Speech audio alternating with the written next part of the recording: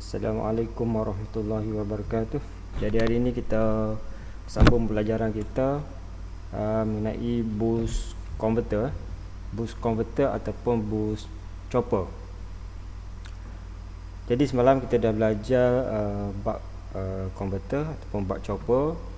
Jadi fungsi buck chopper ni untuk step down voltage DC ke DC, DC ke DC. Jadi untuk boost yang kita gunakan untuk step down, step up, untuk step up voltage DC kepada DC lah. Step up voltage DC kepada DC. DC kepada DC.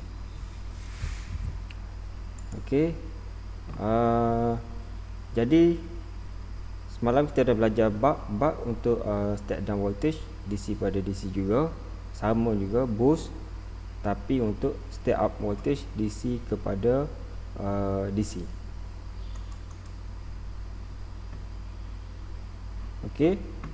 Jadi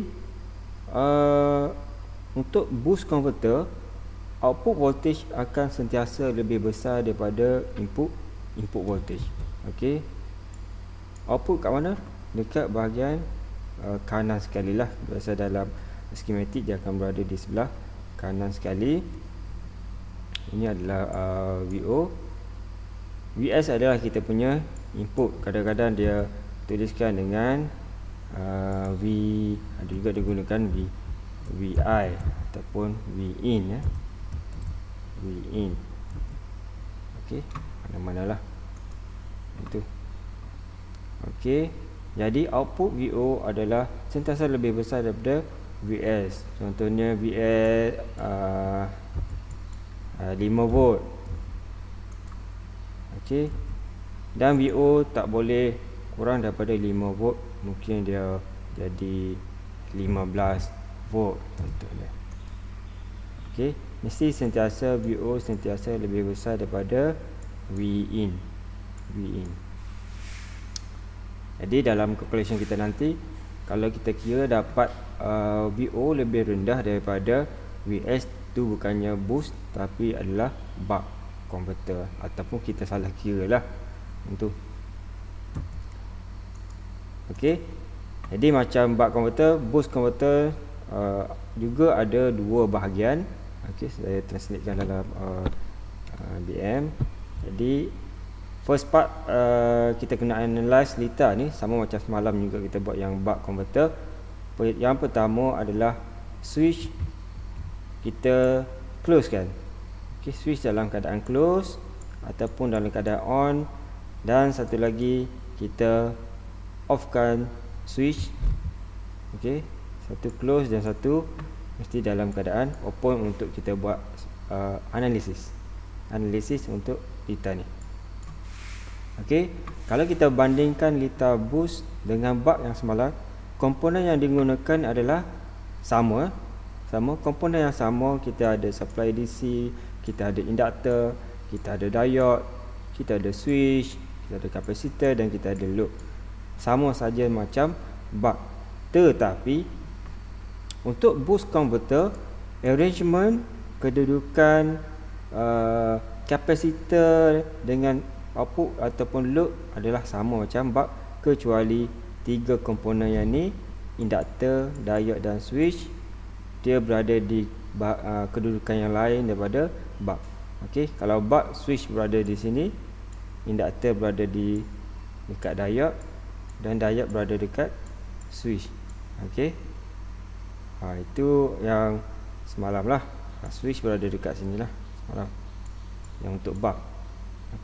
Tapi untuk boost, induktor berada di depan, diode berada di bahagian yang atas ini, dan switch dia seolah macam parallel dengan macam input voltage. Jadi lita ataupun topologi boost converter ni kena ingatlah, tapi kena hafal. Okey, kita pergi pada analisis lita. Okey, yang pertama kedudukan switch dalam keadaan close. Okey, switch sekarang ni dalam keadaan close, ataupun kita buat kat sini switch close. Okey, switch close. Okey, bila switch close, sini dah bersambung lah. Jadi yang ni sebelah atas ni yang panjang ni adalah positif, yang ni negatif. Apa yang akan berlaku adalah arus akan mengalir daripada sini, dia akan mengalir, dia tak akan pergi ke load, dia hanya pusing di bahagian depan ni saja. Sebab apa? Sebab sini dah short, switch dah sambung sini, dia akan melalui jalan pintas, dia akan lalu pada bahagian ini saja. Okey, dia akan dekat di sini saja. Jadi kat bahagian belakang ni dia tak pergi pun. Sebab apa? Dia ni dah bypass dia ambil jalan yang pendek untuk sampai mula ke supply. Jadi arus akan ada dekat sini saja. Okey, yang ni kita mungkin label dengan IL lah. Okey, sebab apa? Current flow sekarang ni adalah masuk ke induktor, pergi ke switch, dan IL adalah sama dengan supply current lah. Sini sini mungkin jadi IS.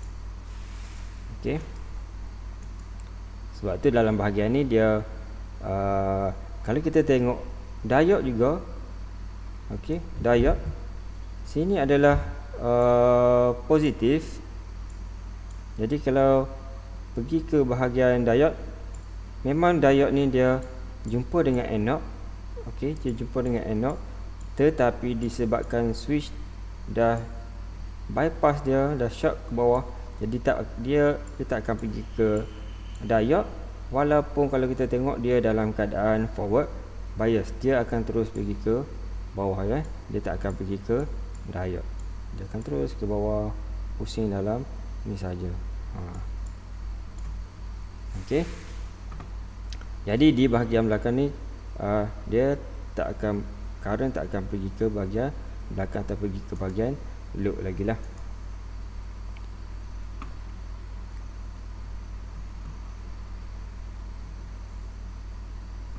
Okey,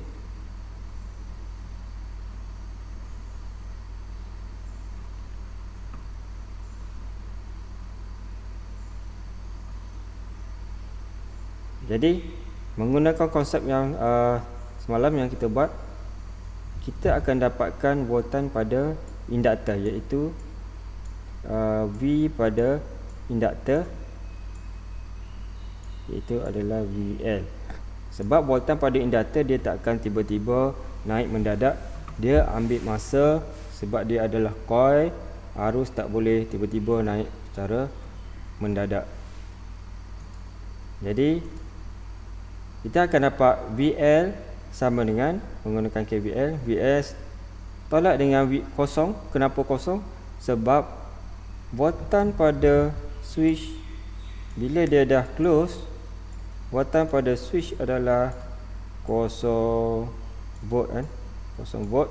Jadi tak ada voltan drop dekat bahagian switch, tak ada voltan drop pada bahagian switch. Jadi VS tolak dengan V pada switch, kita akan dapat voltan pada L dekat sini, voltan pada L.